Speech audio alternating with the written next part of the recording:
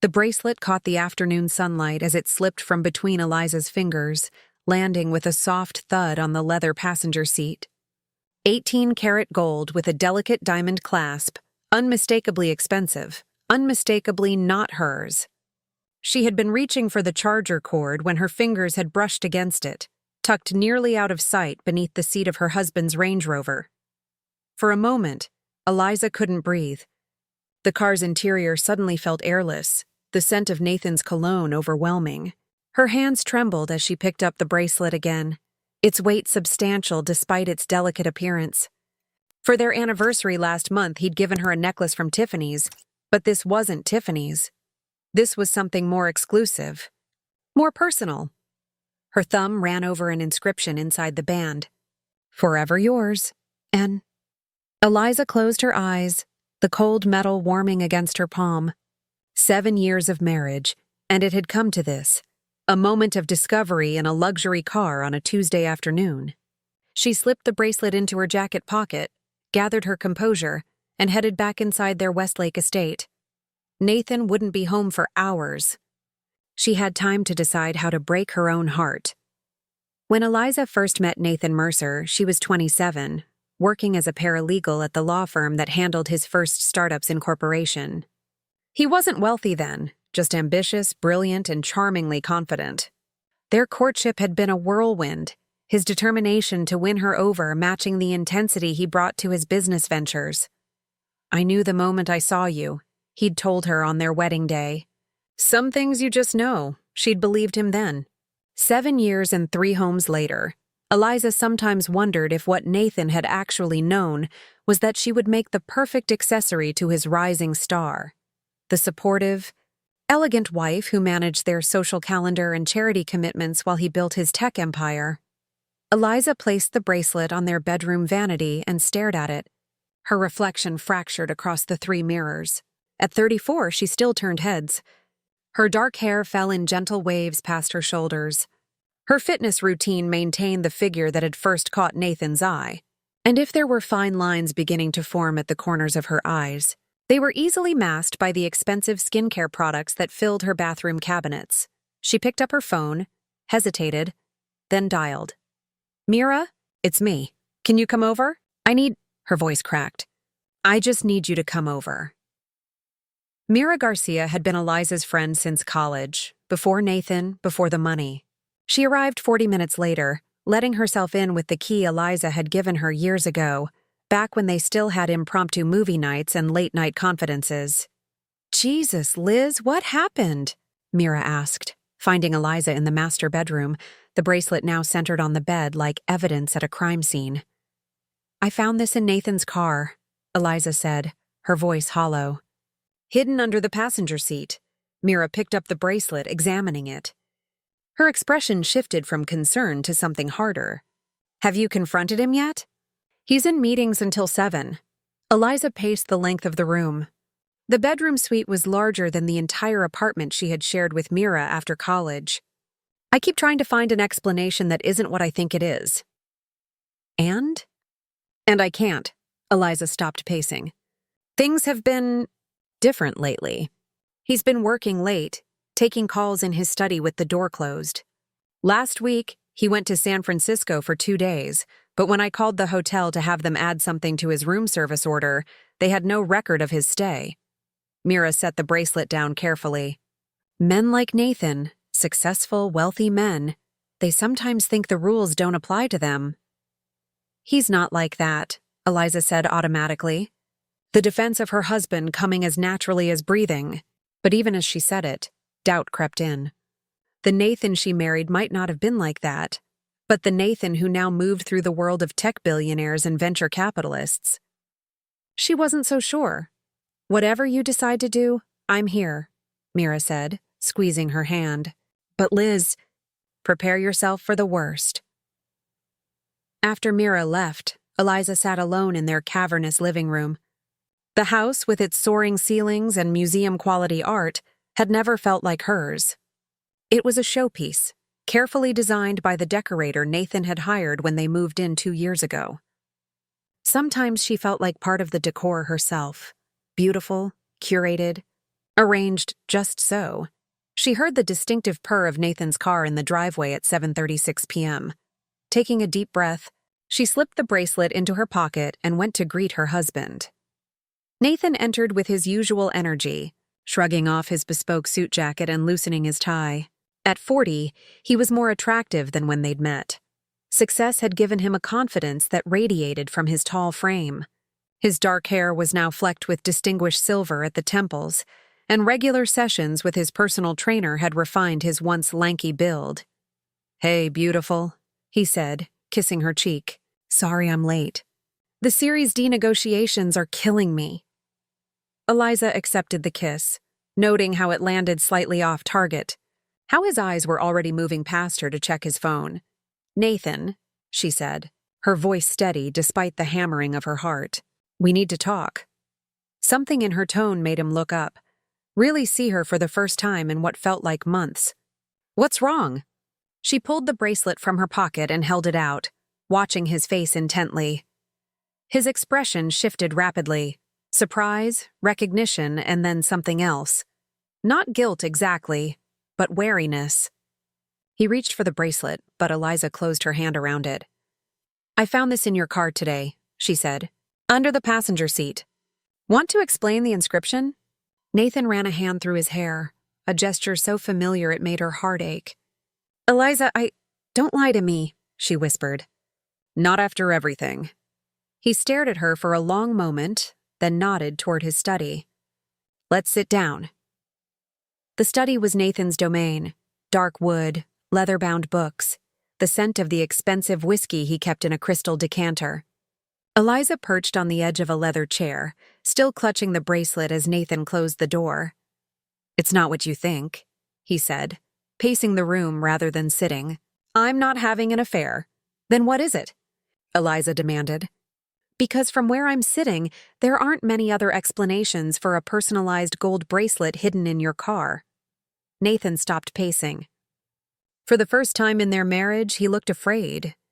"The bracelet was a payment. A payment?" Eliza repeated, confusion momentarily displacing her anger. "Not exactly a payment. More like insurance."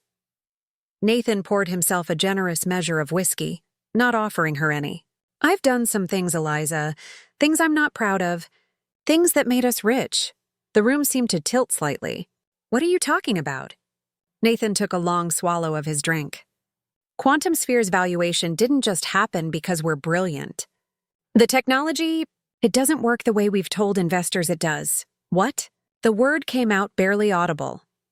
"We've been falsifying test results for almost 3 years," Nathan continued, his voice detached, as if he were discussing a business strategy rather than fraud. "The quantum encryption algorithm, it's fundamentally flawed. We knew it 18 months ago, but we were too far in, had too many high-profile investors." Eliza felt numb. Quantum Sphere, Nathan's company, had been valued at over $4 billion in its last funding round. Their life, this house, their vacation properties, their status, all of it was built on this company's success. "The bracelet belongs to Vanessa Winters," Nathan said. "Lawrence Winters' wife," the name registered immediately. Lawrence Winters was the head of the SEC's enforcement division, a man whose career was built on prosecuting financial fraud. "She left it in my car last week. I've been cultivating a relationship with her. Not sexual," he added quickly, seeing Eliza's expression. "Just friendly. Getting close to her gives me access to Lawrence, helps me understand what he's focusing on, where the SEC is looking." "You've been bribing an SEC official's wife? With jewelry?" Eliza's voice rose in disbelief. "Not bribing exactly. Gifts, friendship, information." Nathan drained his glass. "It's complicated, Eliza. The business world, the level I'm operating at now, it works differently. There are rules, and then there are rules. Rules that include committing federal fraud, manipulating stock prices, lying to everyone." Eliza stood, her legs unsteady. "My God, Nathan. Do you hear yourself?" "I did what I had to do to secure our future," Nathan said, his voice hardening. "Do you think all this—" He gestured around them, encompassing their luxurious home, their life. "Comes from playing it safe?" From following every rule? I never asked for this. Eliza's voice shook with rage. I never asked you to become a criminal for me. No? You never complained about the house in Aspen, or the yacht, or the private jet memberships. His voice was cruel now, defensive. You've been happy to spend the money, Eliza. The accusation hit her like a slap. She had enjoyed their lifestyle, had slipped easily into the role of wealthy tech wife. But she had never imagined it was built on something so rotten. How long before you get caught? She asked, her mind racing ahead to the inevitable collapse. Nathan's laugh was bitter. That's the real question, isn't it? Not the morality of it, but the practicality. He poured another drink. I've covered my tracks. The board doesn't know. Only 3 people in the company understand what we've done, and they're all loyal to me. Loyal enough to go to prison for you? It won't come to that. Nathan's confidence returned, the mask of the successful CEO sliding back into place. The company will be acquired before anyone discovers the problem. The technology will be folded into something larger, the flaws buried in integration challenges. By then, we'll have cashed out. Eliza looked at her husband, really looked at him, and realized she was seeing him clearly for the first time. The ambition she had once admired now revealed as something darker. The charm that had swept her off her feet now exposed as manipulation. I can't be part of this, she said quietly. You already are. Nathan's voice was matter of fact. You're my wife. You've benefited from everything I've done. I want no part of it, Eliza insisted, her voice stronger now. I'll leave. You'll what? Nathan interrupted. Go to the authorities? Turn me in? He set down his glass and approached her, his expression softening. Eliza, think about what you're saying. You'd be destroying everything we've built together. And for what? Some abstract moral principle? It's called the law, Nathan. And basic human decency. The law is flexible for people like us, he said, reaching for her hand. She pulled away. I don't want to be people like us. Nathan's expression hardened. Well, that's unfortunate timing. Because tomorrow morning, Quantum Sphere is announcing a major partnership with Westfield Defense Systems. Our stock will jump at least 30%. By next week, we'll be worth nearly $6 billion. Military contracts? You're selling faulty encryption to the military? The implications staggered her. The military will never deploy it in actual systems, Nathan said dismissively. It's all political. Senators delivering contracts to their districts, generals padding their retirement prospects. By the time anyone realizes the technology doesn't scale, I'll be long gone. Eliza felt sick. People could die, Nathan. If they rely on encryption that doesn't work, don't be dramatic. It works in controlled demonstrations. That's all anyone cares about. Nathan checked his watch. I have calls to make before the announcement. We'll talk more tomorrow when you've had time to process this. Process this? Eliza echoed in disbelief. You think I just need time to process the fact that my husband is a fraud? That our entire life is built on lies? I think you need time to consider the reality of our situation, Nathan replied coolly. You can be angry about how we got here, or you can accept it and enjoy the benefits. But those are your only options, Eliza. Anything else hurts us both. He turned toward his desk, dismissing her. The conversation was over. Eliza left the study in a daze, the bracelet still clutched in her hand, its weight suddenly unbearable. She didn't sleep that night. How could she, lying next to the stranger her husband had become? Around 3 a.m, she slipped out of bed and went to the guest room, where she stared at the ceiling until dawn broke. By the time Nathan emerged for breakfast, immaculate in another custom suit, Eliza had made coffee and was sitting at their kitchen island. Composed but distant. About last night? Nathan began, checking his phone as he poured coffee. I know it was a shock, but I've been thinking, Eliza interrupted. About what you said. About my options. Nathan looked up, surprised by her calm tone. A cautious smile formed. And? I need to know everything. The full extent of it.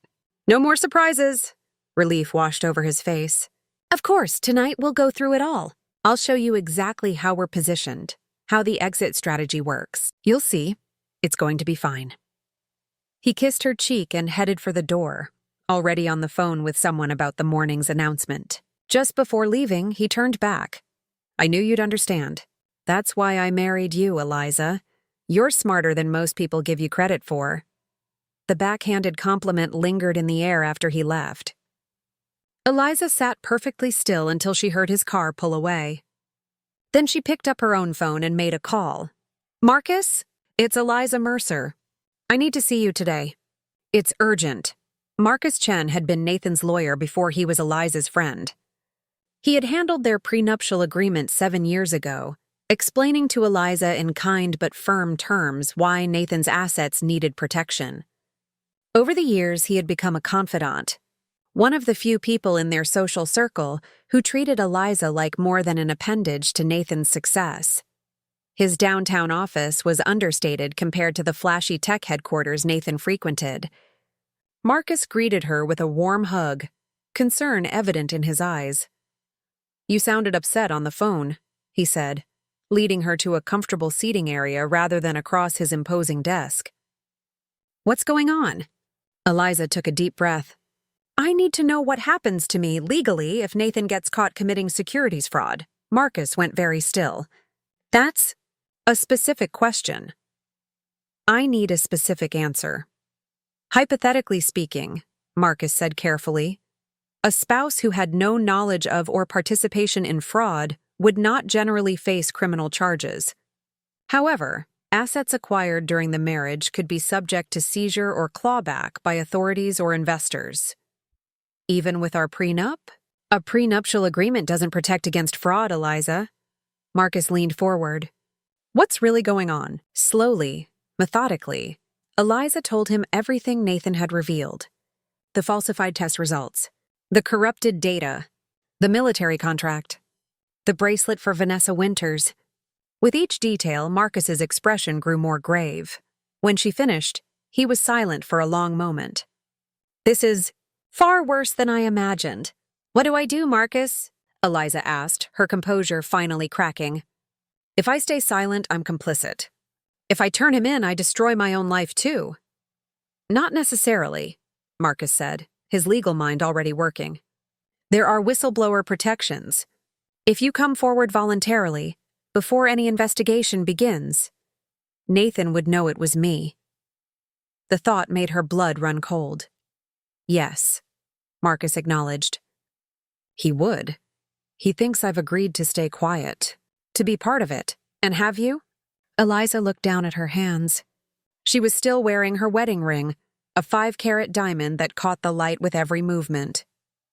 No, I can't live with that. But I'm afraid of what happens next. I have a colleague at the SEC, Marcus said after a pause.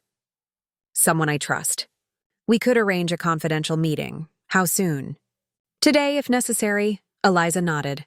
It's necessary. As she left Marcus's office, her phone buzzed with a text from Nathan. Stock up 42% on the announcement. We're celebrating tonight. Love you. She didn't reply. Sandra Ellis from the SEC's Enforcement Division did not look like the stereotype of a government investigator. With her stylish bob and designer suit, she could have passed for one of the women in Eliza's social circle. But her eyes were sharper, her questions more incisive than anything Eliza encountered at charity luncheons. Mrs. Mercer, she began after Marcus had made the introductions in a private conference room, I want to be clear about the seriousness of what you're alleging. Accusations of this nature against a company of Quantum Sphere's prominence will trigger an intensive investigation. I understand, Eliza said quietly. And you're prepared to provide formal testimony? Documents? Evidence? I don't have documents, Eliza admitted. Just what Nathan told me. And this. She placed the gold bracelet on the table. It belongs to Vanessa Winters. My husband has been cultivating her to gain information about SEC investigations. Sandra Ellis's eyebrows rose slightly. Lawrence Winters' wife? Yes. That's a separate and serious allegation. She made a note. Mrs. Mercer, may I ask why you're coming forward? A case like this will almost certainly result in criminal charges if substantiated. Your husband could face significant prison time. Eliza met the woman's gaze directly. because people could die. The encryption technology they're selling to Westfield Defense, it doesn't work. Nathan admitted it. If it's used in military applications? I see. Sandra nodded, her expression softening slightly. That's a compelling reason. Will I? Eliza hesitated. Will I lose everything? Financially? Sandra glanced at Marcus. Your attorney can advise you better, but in cases like this, the government tries to distinguish between legitimately earned assets and proceeds of fraud. However, with a company that's been falsifying results for years, that distinction may be difficult to establish. I understand, Eliza said again, though the prospect of losing her home, her lifestyle, everything familiar, sent a wave of panic through her. There's something else you should consider, Sandra added gently. Your safety. Men who commit fraud at this level when exposed, they sometimes become desperate. Do you have somewhere safe to stay? Someone you trust? The question caught Eliza off guard. She hadn't thought of Nathan as dangerous. Manipulative, yes. Criminal, apparently. But physically threatening? Yet the question planted a seed of doubt. I have friends, she said, thinking of Mira. Good. Go there tonight. Don't return home. Don't tell your husband where you're going. Sandra's tone was matter of fact, but her eyes conveyed genuine concern. We'll move quickly on this, but these investigations take time to coordinate. Days, possibly weeks? Weeks? Eliza couldn't hide her dismay. I can't pretend everything is normal for weeks. You won't have to, Marcus interjected. We'll find a pretext for your absence. A sick friend, a family emergency. My family is in Chicago, Eliza said. I could say my mother is ill. Sandra nodded approvingly. That would work. The important thing is to distance yourself from the situation until we're ready to move. As the meeting concluded, Sandra held out her card. Day or night, if you feel unsafe, call me directly. Eliza took the card, suddenly overwhelmed by the finality of what she had done. There was no going back now. No returning to the life she had known, however compromised it had been. One more thing, Sandra said as Eliza stood to leave. You're doing the right thing, Mrs. Mercer. Not everyone would have the courage. The words were meant to comfort, but they only reinforced the magnitude of Eliza's decision. Right or wrong, she had just set in motion the destruction of her marriage, her husband's career, and the only life she had known for 7 years. Mira's apartment was a stark contrast to the Mercer estate, cozy rather than grand, filled with mismatched furniture and personal photographs rather than curated art pieces. She welcomed Eliza with open arms and no questions, sensing her friend needed space more than conversation. Stay as long as you need, she said, showing Eliza to the guest room. Mikasa and all that. It might be a while, Eliza warned, setting down the hastily packed suitcase she'd retrieved from home while Nathan was still at the office. I told him I'm flying to Chicago tomorrow morning. My mother's had a fall. Your mother who runs half marathons at 65? Mira raised an eyebrow. He doesn't pay enough attention to remember that. Eliza said bitterly. That night, lying in Mira's guest bed, Eliza's phone lit up with texts from Nathan. Just heard about your mother. Do you need me to come with you? Booked you first class on the 10 a.m. flight. Car will pick you up at 8. Call when you land. Love you. The performative concern, the arrangement of luxurious travel, the casual love you. All of it felt hollow now, knowing what lay beneath. Eliza responded with brief thanks, promising to call tomorrow. One last lie in a relationship now revealed to be built on deception. She turned off her phone and cried herself to sleep. The SEC moved faster than expected. 3 days after Eliza's meeting with Sandra Ellis, while she was supposedly in Chicago with her fabricated family emergency, federal agents raided Quantum Sphere's headquarters. Nathan was taken into custody, along with his CFO and chief technology officer. Eliza watched the news coverage from Mira's living room, her heart pounding as cameras captured Nathan being escorted from his office in handcuffs, his expression a mixture of shock and fury. Jesus, Mira whispered beside her. It's really happening. Eliza's phone, which she had kept on airplane mode except for brief, carefully worded check-ins with Nathan, suddenly exploded with notifications as she turned it back on. Dozens of missed calls and texts, from Nathan, from friends, from acquaintances pretending to be friends, all seeking information or expressing performative concern. One text caught her eye. Sent just minutes after Nathan's arrest. You did this. You betrayed me. You betrayed us. He knew. Sandra Ellis called an hour later. Mrs. Mercer, are you safe? Your husband is in custody, but he made a call to his attorney. We believe he may have instructed associates to locate you. How would he know I was involved? Eliza asked, her voice shaking. The timing of your sudden departure, combined with the SEC's unexpected interest in quantum sphere.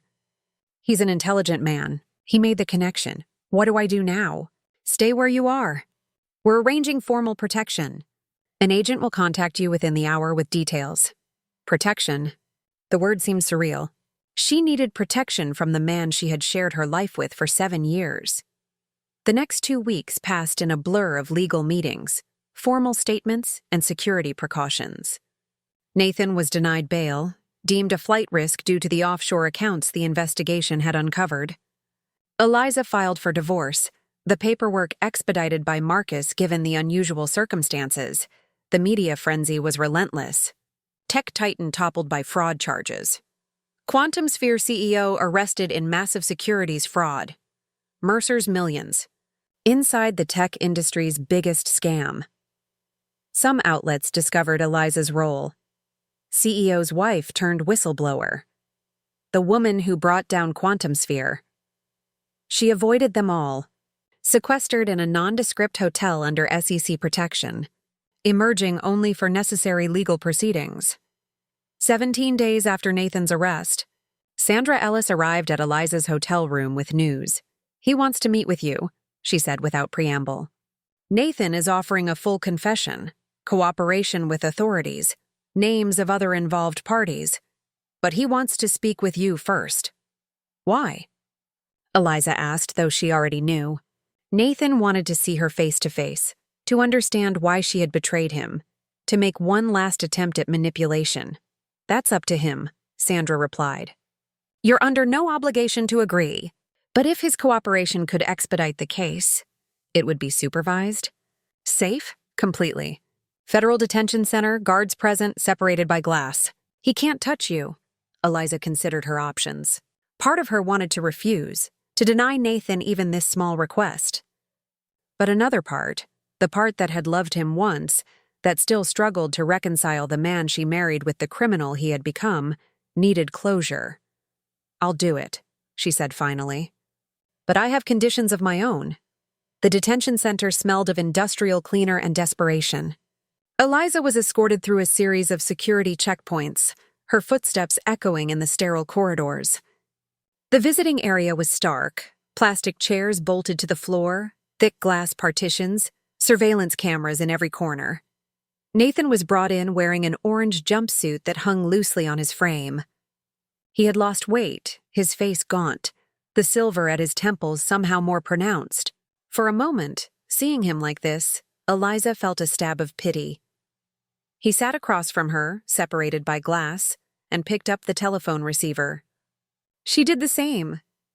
You look terrible, she said, the words escaping before she could filter them. A ghost of his old smile appeared.